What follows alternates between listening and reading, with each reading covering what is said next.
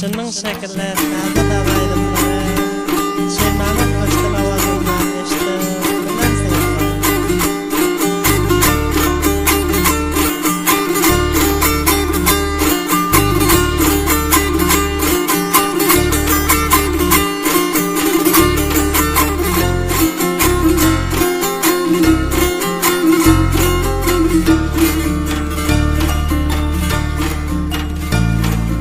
Ay mening yarim nam boldun sen haber yoktur naça gün bari Hemişe açık telefonum sen ötme sana Şirin sesin iştendi bakıp oturuyon telefona beni Ya ki menden kaldım senin gönlün ey mening yarim Ay mening canim Can sağlığına haber bergenin sen bana Söylenin munca sen koymagın gamlarin aye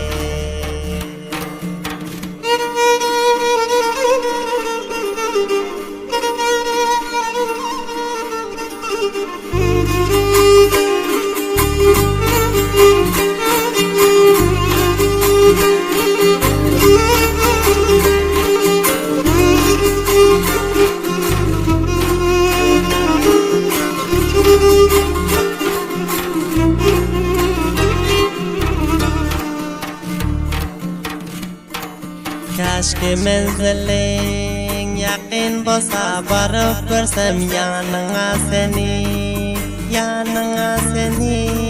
Hiç olmasa WhatsApp'tan payam verirdin Şu güller ha sen beni yakşı görürdin canım ey Bilmedim nama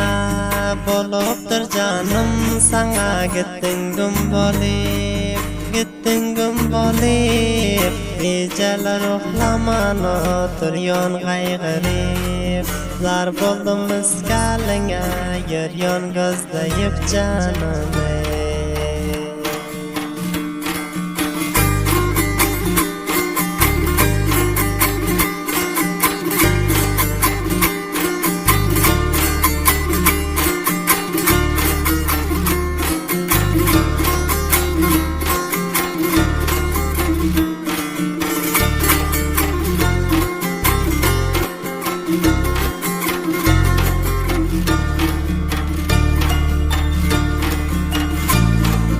Mecnun'un diğer soldu yüzüm görmez gözüm Aylayıp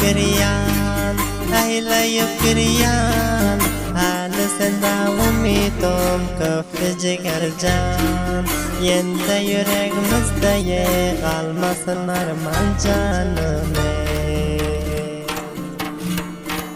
Gözde yaşım oldu düzüm tamam sözüm edecek şurada